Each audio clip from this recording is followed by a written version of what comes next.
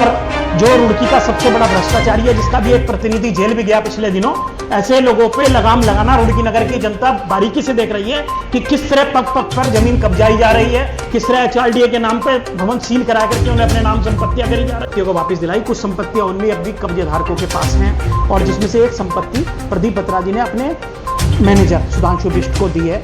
संपत्ति को अलॉट करेंगे तो उसका एक खुली बोली लगने का प्रोसेस है, वो प्रोसेस नहीं अपनाया गया और बंद कमरे में अपने चिन्हित लोगों को वो संपत्ति फ्री में रह रहे थे। लाखों रुपए महीना पंजाब नेशनल बैंक से किराया वसूल रहे थे। सुबोध कुमार जानते बूझते डीजीसी की राय के बाद सब कुछ जानते बूझते इस संपत्ति को अवैध रूप से देने का काम किया, 20 करोड़ रुपए की संपत्ति को। तो राजनीतिक दलों को भी ध्यान रखना चाहिए कि ऐसे लोगों को आप लोग प्रत्याशी बनाते हैं क्या, और जनता को तो विशेष रूप से ध्यान रखना चाहिए कि जो लोग नगर निगम की संपत्ति को खुर्द-बुर्द करना चाहते हैं, क्या ऐसे जनप्रतिनिधियों को आप चुन करके भेजेंगे कि इन्होंने मुझे फंसाने का एक पूरा षड्यंत्र, इवन मेरे लिए राजनीतिक रूप से हत्या करने का इन्होंने पूरा प्रयास किया।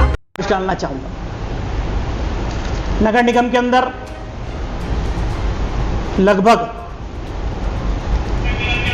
300 ऐसी संपत्तियां हैं जो लीज पर दी गई हैं, जिसमें से लगभग 40 संपत्तियां पूर्व चेयरमैन और वर्तमान विधायक प्रदीप बत्रा द्वारा लोगों को दी गई, जिनमें से अधिकांश पर बाद में नियम विरुद्ध मानते हुए कार्रवाई करते हुए माननीय सुप्रीम कोर्ट द्वारा उनमें से अधिकांश को रद्द किया गया। मैंने अपने कार्यकाल में, अपने पौने 4 वर्ष के मैंने अपने कार्यकाल में कोशिश की कि नगर निगम की कोई एक भी संपत्ति खुर्द-बुर्द ना होने पाए, एक भी संपत्ति लीज पर ना जाने पाए। यही कारण रहा कि कुछ शहर के बड़े भूमाफिया, कुछ नेता, कुछ सिंडिकेट से जुड़े हुए लोग मेरे पीछे भयानक रूप से पड़े रहे। मैंने एक लड़ाई लड़ी कि नगर निगम में जो ऐसी अवैध संपत्तियां हैं जिनकी लीज पहले खत्म हो चुकी है और वो अवैध कब्जा धारकों के बंधन में अब भी हैं, उनकी लड़ाई लड़ी जाए। एक बड़ी संपत्ति जिसकी लड़ाई मैंने लड़ी, जिसकी आज बाजारी कीमत लगभग 20 करोड़ रुपए है, उसको बचाने के लिए हाई कोर्ट गए, उसको बचाने के लिए शासन में लंबी लड़ाई लड़ी, और आज उसका निर्णय सकारात्मक रूप से सामने आया है। उस संपत्ति की जो लीज थी उसे सरकार ने अवैध मानते हुए कि सन 1982 में उसकी लीज खत्म हो चुकी है, उसको निरस्त कर दिया। ये जो लीज थी, इसके कुछ बिंदुओं पर मैं आपके सामने प्रकाश डालूंगा।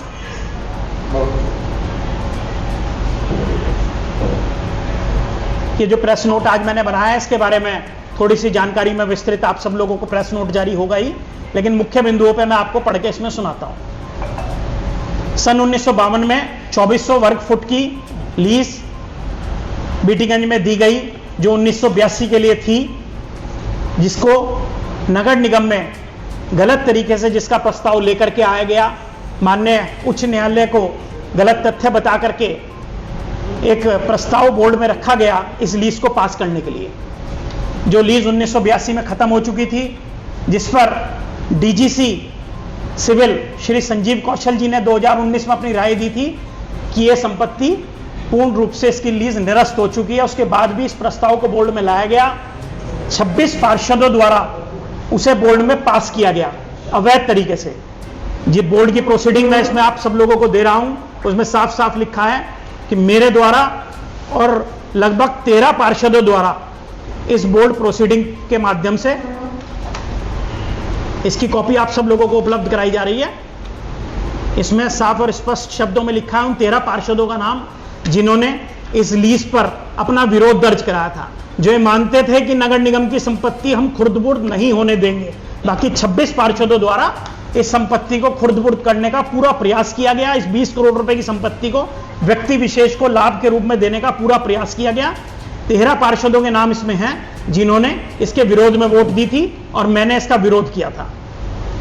दूसरा बिंदु, मेरे मेयर बनने से 2 महीने पहले जब रुड़की के अंदर प्रशासक काल था, जब रुड़की के अंदर कोई मेयर या बोर्ड नहीं था, उस समय तत्कालीन नगर आयुक्त और तत्कालीन नगर सह आयुक्त द्वारा इसकी किराए जमा करने की 1,31,200 रुपए नवीनीकरण के नाम पर जमा कर लिए गए, जिसको शासन ने बिल्कुल अवैध माना कि आपने नियम विरुद्ध व्यक्ति विशेष को लाभ देने के लिए आपने ये रसीद काटी गई और ये बिल्कुल नियम विरुद्ध रही। इसके बाद ये प्रस्ताव बोर्ड में पास किया गया। तत्कालीन नगर आयुक्त जो हमारे यहाँ विजयनाथ शुक्ला थे, उनके द्वारा शासन को एक पत्र भेजा गया इसके नवीनीकरण के लिए, तथ्यों को, मूल तथ्यों को छुपाते हुए, जबकि डीजीसी की राय उससे पहले आ चुकी थी। मेरे मेयर कार्यकाल से पूर्व में डीजीसी की राय आ चुकी थी कि यह संपत्ति की लीज निरस्त होनी चाहिए, लेकिन शुक्ला जी ने शासन को गुमराह करते हुए एक पत्र भेजा 29/7/2022 को। पूर्ण विवरण और पत्र इसके अंदर उपलब्ध है, आप सब लोगों को मैं दे रहा हूं कि लीज की नवीनीकरण कर दिया जाए, लेकिन शासन ने उसको बिल्कुल गलत मानते हुए लीज को निरस्त किया। नगर पालिका के पूर्व में अध्यक्ष रहे प्रदीप बत्रा जी, वर्तमान में विधायक हैं, उनके द्वारा लगभग 40 संपत्तियां लीज पर दी गई, जिनमें से अधिकांश संपत्ति को शासन ने माननीय सुप्रीम कोर्ट द्वारा निरस्त किया गया।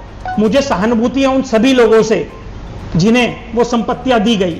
पूरा शहर जानता है और मीडिया पे आकर उन लोगों ने बताया है कि 50,000 70,000 रुपए की रसीद उन सबकी काटी गई और कितना बड़ा धनराशि उन सबसे अवैध रूप से ली गई। ये सब लोगों ने, रामनगर वालों ने, पटियाला लस्सी के आसपास की जो दुकानें थी जिन निरस्त की गई, उन्होंने साफ साफ बताया है कि प्रदीप बत्रा चेयरमैन के काल में किस प्रकार का घोटाला उनके साथ किया गया और बाद में वो संपत्तियां निरस्त हुई। प्रदीप बत्रा जी ने अपने जो होटल के मैनेजर है सुधांशु बिष्ट, उसके नाम एक 2000 स्क्वायर फुट की छत जो पटियाला लस्सी के ऊपर है, उसका अलॉटमेंट किया 1,20,000 रुपए में। चेयरमैन रहते जिसकी कीमत 1,20,00,000 रुपए है, उसकी रसीद भी मैंने इसमें लगाई है। सुधांशु बिष्ट के नाम 1,20,000 रुपए की रसीद 1/5/2012 को उनके द्वारा काटी गई और अपने निजी कर्मचारियों तक को भारी आर्थिक लाभ दिया गया। ये विचारणीय है कि शहर के जनप्रतिनिधि किस तरीके से शहर को लूट रहे हैं और इस पूरे सिंडिकेट ने मिलकर के मुझे बदनाम करने का प्रयास किया। मैं इस गंदी राजनीति से दूर रहने वाला व्यक्ति, और निश्चित रूप से मैंने 5 साल का कार्यकाल ना करके 3.25 साल में ही इस नगर निगम से इसलिए हाथ जोड़े, जबकि मेरे पर कोई मुकदमे कराए, जांच कराई, जिसके अंदर निश्चित रूप से 100% मुझे निर्दोष पाया गया और मेरे ऊपर कोई भी एक आरोप कोई सिद्ध नहीं हुआ। इसके अलावा इसके विपरीत मैंने अपने कार्यकाल के अंदर नगर निगम की 20 करोड़ रुपए की संपत्ति को बचाने का काम किया। जिस संपत्ति का मैं जिक्र कर रहा हूं, ये 1952 में सुबोध कुमार जी के फादर ओम प्रकाश जी को रिहायश के लिए दी गई थी संपत्ति, मात्र रहने के लिए, लेकिन उन्होंने उस संपत्ति को मिलने के 4 साल बाद 1957 में इसे पंजाब नेशनल बैंक को दे दिया, यानी कि इसका यूज ही गलत किया। जिस लीज दी गई थी उसके अंदर स्पष्ट रूप से लिखा था कि सिर्फ रिहायश के लिए, आप इसे कॉमर्शियल यूज नहीं कर सकते, लेकिन आपने तथ्यों को, और नगर पालिका में क्योंकि लंबे समय तक उनके परिवार के लोग चेयरमैन भी रहे और पदों पे रहे हैं, तो उसका दुरुपयोग करते हुए लंबे समय तक आपने उस संपत्ति को 2010 तक पंजाब नेशनल बैंक को देकर रखा, लाखों रुपए प्रति माह उससे कमाया, जिसके लिए मैं जल्द ही कोर्ट में रिकवरी सूट फाइल करूंगा कि उनसे वो रिकवरी की जाए। और इस सारी बातों का हमारे जो डायरेक्टर थे शहरी विकास के नवनीत पांडे जी ने माननीय सचिव को भेजे अपने पत्र संख्या 562 दिनांक 20/5/2023 में क्रमांक 6 पर पूरी संपत्ति का इसमें विश्लेषण करते हुए लिखा है कि 1957 से यह संपत्ति पंजाब नेशनल बैंक को दी गई थी, जिसका किराया सुबोध कुमार जी ने वसूल किया और सरकार को बड़ी राजस्व हानि पहुंचाई है।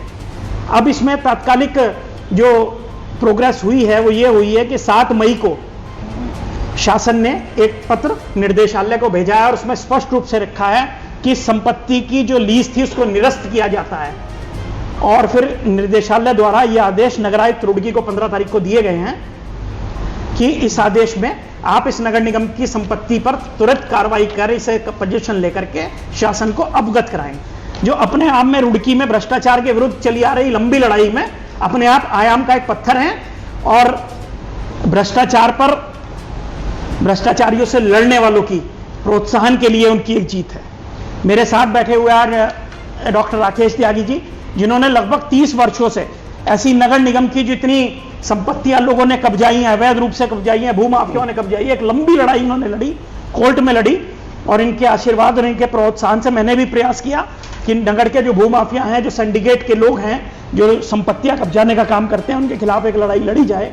मेरे दाईं ओर राकेश अग्रवाल जी, जिन्होंने इस संपत्ति को लेकर हाई कोर्ट में रिट फाइल करी और लंबी लड़ाई कोर्ट में लड़ी। आप भी जन सरोकार के मुद्दे पर लगातार संघर्ष करते हैं, आप लगातार लोगों के बीच रहते हैं और किसान यूनियन के आप पदाधिकारी हैं, और इस तरीके की जो संपत्तियां हैं जहां भी लोग गलत करते हैं उसमें आप बढ़ चढ़ करके हिस्सा लेते हैं। ऐसे समाज सेवियों को मैं कहता हूं कि समाज को वास्तव में ऐसे लोगों को प्रोत्साहन करना चाहिए और इन दोनों लोगों का मैं साधुवाद करता हूं कि ऐसे लोगों से समाज की संपत्ति बचाने का काम आप लोग कर रहे हैं। अब आप बोलेंगे या आप बोलेंगे? डॉक्टर साहब बोले। रुड़की शहर जो है वो 1840 के बाद रुड़की नगर के रूप में बसा। 1840 से 1852 के बीच में जब ये नहर का निर्माण किया गया, इस नहर के निर्माण के साथ ही रुड़की एक गांव से शहर के रूप में परावर्तित हुई और तभी यहाँ रुड़की विश्वविद्यालय जो आज IIT रुड़की है वो रुड़की इंजीनियरिंग कॉलेज के रूप में as civil engineering college Roorkee इसका निर्माण किया गया।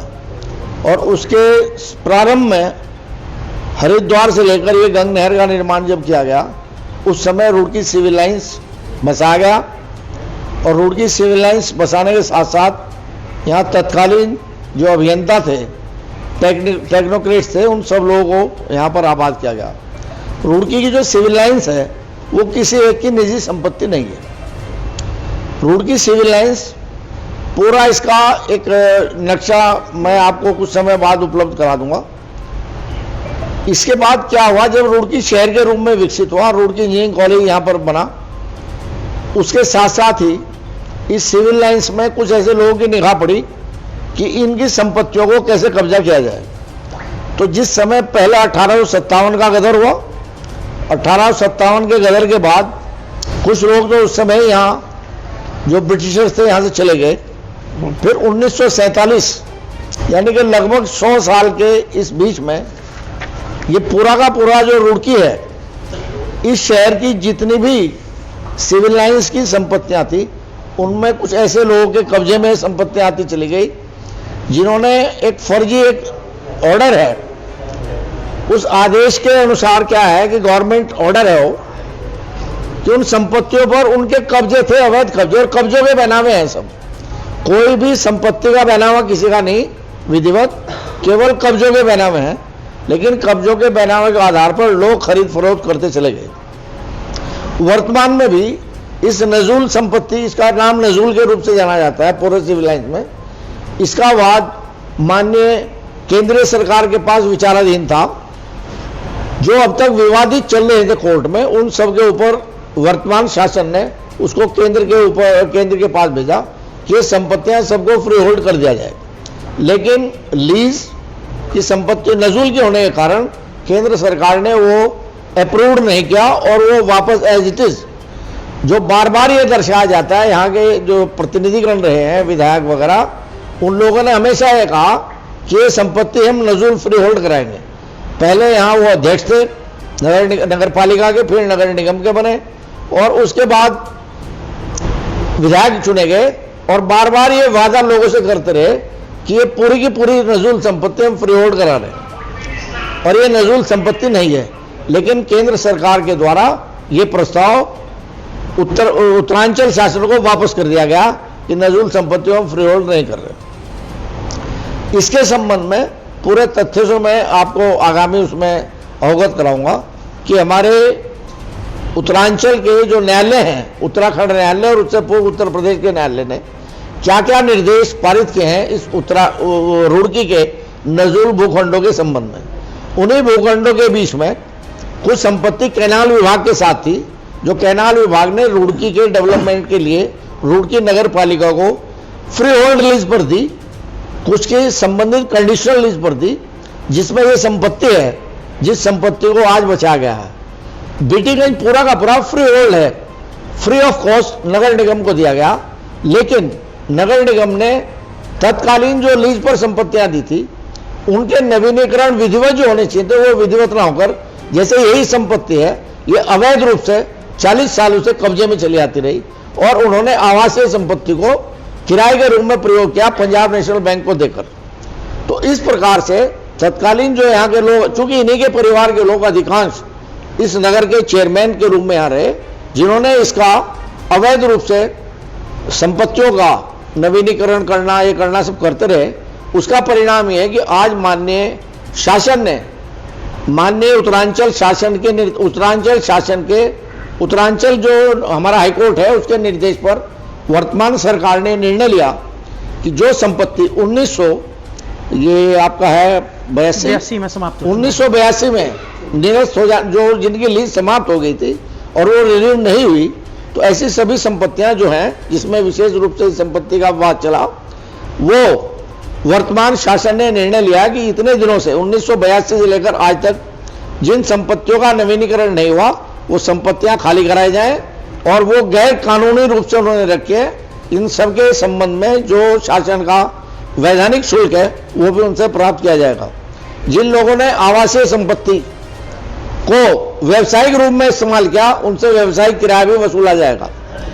इस संबंध में मैं ये भी बताना चाहता हूं कि अब से लगभग 2004 के वर्ष में एक संपत्ति रक्षा समिति यहां निर्माण हुई थी, जिन्होंने प्रस्ताव रखा था कि जो संपत्ति आवासीय हैं और उनको कॉमर्शियल यूज किया जा रहा है उन सब के संबंध में कॉमर्शियल रेंट उनसे वसूला जाए या उनकी लीज समाप्त कर दी जाए। उस प्रस्ताव को भी इस परिप्रेक्ष्य में दिखवाना पड़ेगा कि तब से अब तक क्या हुआ। परिणाम स्वरूप पिछले बोर्ड ने जो इसमें बढ़ चढ़ कर हिस्सा लिया, मैं उन्हें बधाई देता हूं और उसका परिणाम आप लोगों के सामने है। जो माननीय शासन ने ये अपना पत्र अंतिम रूप से भेजा है इस अवैध लीज को समाप्त करते हुए और उनसे वसूली का जो प्रपत्र भेजा है, ये उसका एक परिणाम है कि जो विधिवत रूप से जो लीज संपत्तियां हैं उन संपत्तियों पर जो अवैध नवीनीकरण ना करके वैध नवीनीकरण के बीच में जो डिफरेंस रहा उस सबको वसूला जाएगा और इनको मौके से खाली निरस्त करके खाली कराया जाएगा। ये मैं शासन को भी बहुत बहुत साधुवाद देता हूँ, बधाई देता हूँ और वर्तमान जो हमारे निवर्तमान चेयरमैन है उन्हें बधाई देता हूँ कि उन्होंने अपने प्रयासों से लंबी लड़ाई लड़ने के बाद आज इस नतीजे पर पहुंचे, क्योंकि वो सच्चाई के मार्ग पर थे, सच्चाई की लड़ाई लड़ी, इसका परिणाम आपके सामने है। काफ़ी दबाव उन पर यहाँ समाज के नाते भी डलवाने की कोशिश की गई, राजनीतिक रूप से डलवाने की कोशिश की गई, लेकिन वो किसी के प्रभाव में नहीं आए। मैं उनको साधुवाद देता हूँ, बधाई देता हूँ, आप सब लोगों को बधाई देता हूँ कि आप हमारी जन भावनाओं को जनता के बीच में पहुँचाएंगे। एक बात और कहना चाहता हूँ, आप सब लोग चूंकि प्रेस और मीडिया से जुड़े हुए लोग हैं, आज इस रुड़की नगर में काफ़ी भूमाफिया ऐसे हैं, ग्रुप्स हैं, जो भूमाफिया रुड़की नगर की सिविल लाइंस का प्रारूप बदल रहे हैं। उन्होंने अवैध रूप से, जो कि केंद्र सरकार ने भी जो हमारे सिविल लाइंस का नजूल का प्रारूप था उसको निरस्त कर दिया है, लेकिन वर्तमान में जो भूमाफिया हैं वो पूरी सिविल लाइंस में जबरदस्त निर्माण के कार्य में जुटे हुए हैं। अवैध प्लॉटिंग, निर्माण, इन सभी के संबंध में एक नई प्रेस वार्ता करके उन सारी संपत्तियों का ब्यौरा आपके सामने रखेंगे। जो केंद्र सरकार द्वारा वापस किए गए नजूल के प्रकरण को बावजूद अवैध निर्माण खड़े किए जा रहे हैं, उसकी डिटेल भी आपको शीघ्र ही उपस्थित कराएंगे। धन्यवाद। हाँ जी, कब तक है अवैध लीज जो है, कब तक करा रखा है इन्होंने? आगे कितने साल तक का है? अब नहीं कराया, कैंसिल कर दी सरकार ने। 1982 में खत्म हो गई थी, कब तक का था? मैं जानना चाहता हूँ। 1982 तक थी, उसके बाद इलीगल रूप से आप कब्जेदारक थे। अच्छा, वैसे कब्जा था? कब्जा था, नवीनीकरण नहीं कराया, नवीनीकरण हो भी नहीं सकता था, लेकिन कुछ अधिकारियों ने मिल करके, हाँ, इलीगल उन्होंने रसीद जमा करी। सन 82 के बाद पहली बार 2019 में रसीद जमा हुई। मेरे मेयर बनने से 1 महीना पहले प्रशासक काल के अंदर तत्कालीन अधिकारियों ने वो रसीद जमा कराई बिना किसी, उसके बाद पैसे जमा नहीं हुआ? वो भी नहीं हो सकती थी, मेरे कार्यकाल में कोई जमा नहीं हुआ, उससे पहले भी नहीं हो सकती थी। आप समझिए, ये शहर की जनता से भी मैं अपील करूंगा और राजनीतिक पार्टियों से भी। जी, तो क्या हम ये माने कि 1942 के बाद आज तक फ्री में रह रहे थे क्या? 1982 के से आज तक फ्री में रह रहे फ्री में रह थे, रहे फ्री में रह रहे थे। लाखों रुपए महीना पंजाब नेशनल बैंक से किराया वसूल रहे थे। कौन वसूल रहा है? सुबोध कुमार गुप्ता। मैं राजनीतिक दलों से भी अपील करूंगा और रुड़की नगर की जनता से भी, क्योंकि आगामी माह में या 2 माह में या 4 माह में संभव है कि रुड़की नगर पालिका के चुनाव, नगर निगम के चुनाव हों। तो जिन 26 पार्षदों ने इस 20 करोड़ की संपत्ति जानते बूझते उनको देने का काम किया, जिन लोगों ने इस बोर्ड के अंदर उनको पास किया, कैप्शन बॉक्स में आप सबके, मैं उन सबके बोर्ड की प्रोसीडिंग आपको उपलब्ध करा दूंगा। जानते बूझते, डीजीसी की राय के बाद सब कुछ जानते बूझते इस संपत्ति को अवैध रूप से देने का काम किया, 20 करोड़ रुपए की संपत्ति को। तो राजनीतिक दलों को भी ध्यान रखना चाहिए कि ऐसे लोगों को आप लोग प्रत्याशी बनाते हैं क्या, और जनता को तो विशेष रूप से ध्यान रखना चाहिए कि जो लोग नगर निगम की संपत्ति को खुर्द-बुर्द करना चाहते हैं, क्या ऐसे जनप्रतिनिधियों को आप चुन करके भेजेंगे? लोग एक पूरा सिंडिकेट बनाकर, जिसके अंदर विधायक, कुछ पार्षद, कुछ ठेकेदार, कुछ शहर के नेता जिन्होंने मेरे सामने चुनाव लड़ा भाजपा के, और कुछ लोगों ने मिलकर के मेरे खिलाफ एक बहुत बड़ा षड्यंत्र रचा। रुड़की के रहने वाले अधिकारी जिन्होंने गृह जनपद में नौकरी करी, एक सिंडिकेट बना करके मुझे परेशान करने का काम किया। मैं एक सीधे और सच्चे परिवार से आता हूं। रुड़की की जनता ने मुझे भरपूर सहयोग दिया, आशीर्वाद दिया, 30,000 वोट दे करके नगर निगम में भेजा, और मैंने 3.25 साल तक भरसक प्रयास किया कि मैं भ्रष्टाचार के विरुद्ध लड़ता रहा। अंत में मैंने त्यागपत्र देना उचित समझा, जबकि मेरे ऊपर कोई दबाव नहीं था। लेकिन इन घटिया लोगों से, इन सिंडिकेट के लोगों से लड़ पाना मेरे लिए संभव नहीं था, ना मैं गुंडा बदमाश था, तो इसलिए मेरे लिए संभव नहीं था। लेकिन भ्रष्टाचारियों की लड़ाई में मुझे आज विजय मिली है, आप सब लोगों के सहयोग से, भाई लोगों के सहयोग से, मीडिया के सहयोग से। तो इस लड़ाई को मैं निरंतर जीवन भर जारी रखूंगा। और जो रुड़की का सबसे बड़ा भ्रष्टाचारी है, जिसका भी एक प्रतिनिधि जेल भी गया पिछले दिनों, ऐसे लोगों पे लगाम लगाना रुड़की नगर की जनता बारीकी से देख रही है कि किस तरह पग पग पर जमीन कब्जाई जा रही है, किस तरह HRDA के नाम पे भवन सील करा करके उन्हें अपने नाम संपत्तियां करी जा रही हैं, उनके अंदर पार्टनरशिप करी जा रही है। ऐसे व्यक्ति को चिन्हित करके आज शहर के बच्चा बच्चा त्रस्त है उस भूमाफिया से, और निश्चित रूप से आप सब लोगों को मीडिया के माध्यम से रुड़की नगर का जनता देख रही है भलीभांति, ऐसे लोगों पर अंकुश लगना जरूरी है। मैं चाहूंगा कि जब आप मेयर बने हो तो तब से ही आप पे भी आरोप लगे हैं, उन आरोपों को लेकर जी बताइए कौन सा आरोप? जैसे कोई 25 लाख रुपए ऑडियो, ये उसी सिंडिकेट का काम था जिसने मेरी आवाज में कुछ कटिंग्स करके 30, 40, 50 कटिंग्स करके एक ऑडियो तैयार करी और उस ऑडियो को प्रसारित करने का काम किया।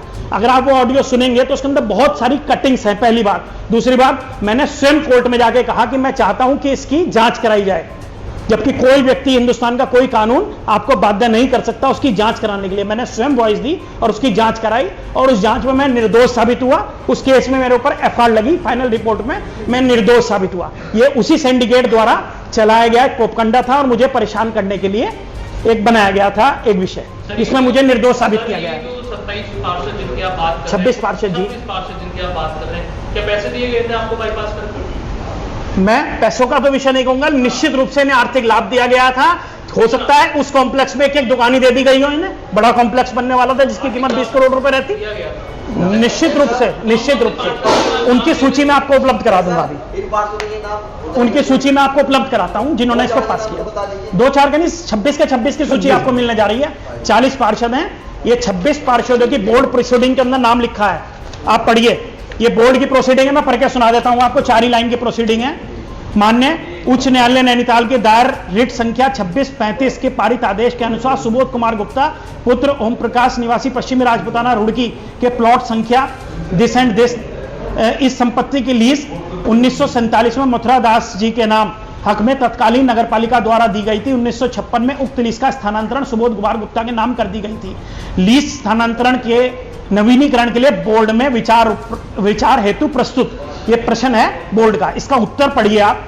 आहूत बैठक के दौरान 26 पार्षदों द्वारा हस्ताक्षरित पत्र, अपने हस्ताक्षर करके उन 26 पार्षदों ने एक पत्र दिया जिसके आधार पर बहुमत से स्वीकार किया। उन 26 के आधार पर उसको बोर्ड में स्वीकार किया। नियमानुसार कार्रवाई करें।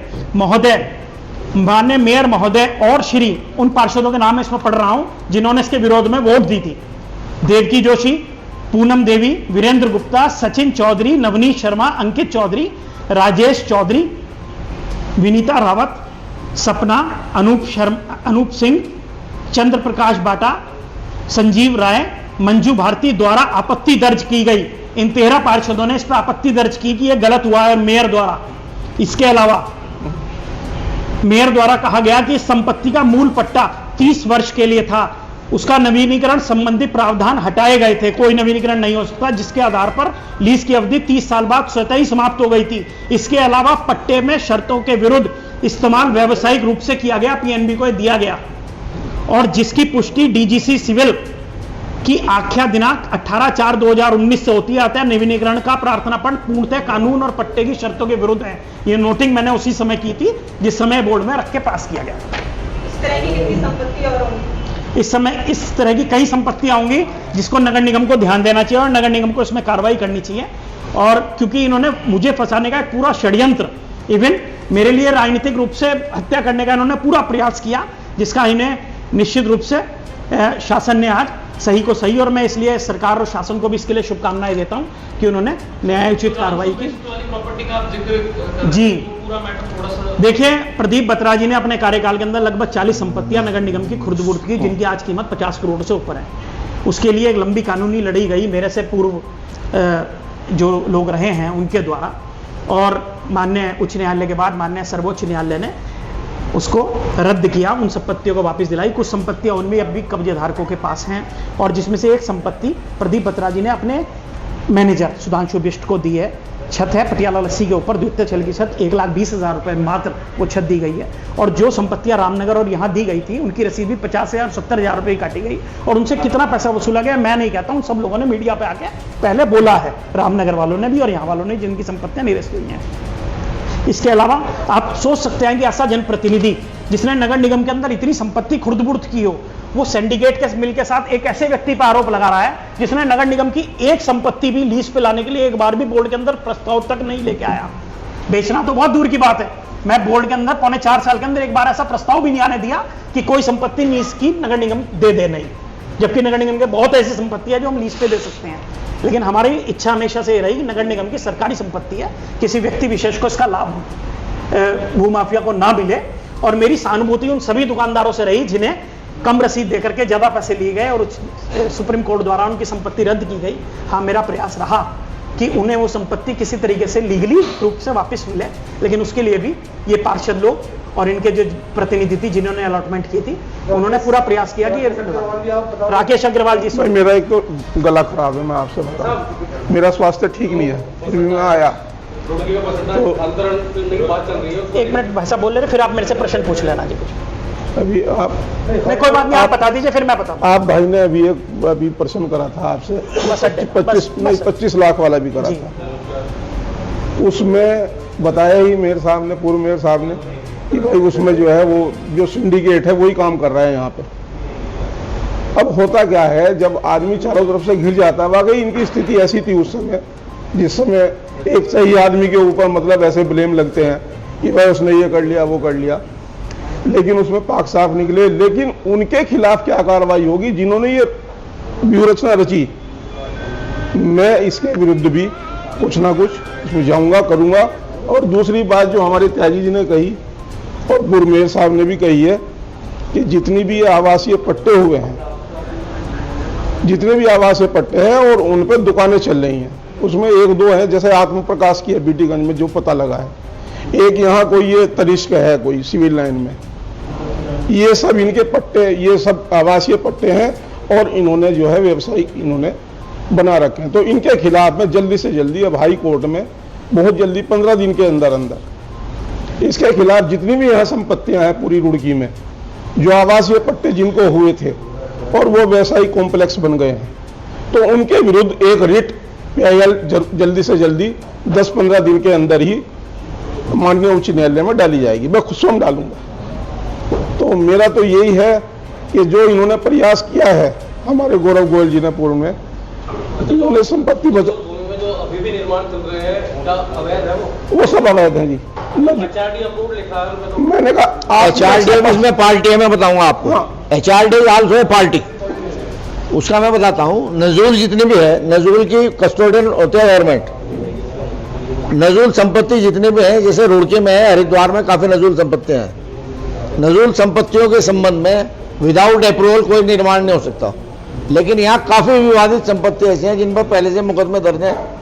नगर पालिका स्वयं उनके मुकदमे लड़ रही है शासन के माध्यम से, सब लड़ रही है। लेकिन बीच में इन लोगों ने उन सारे मामले को पेंडिंग डलवा दिया।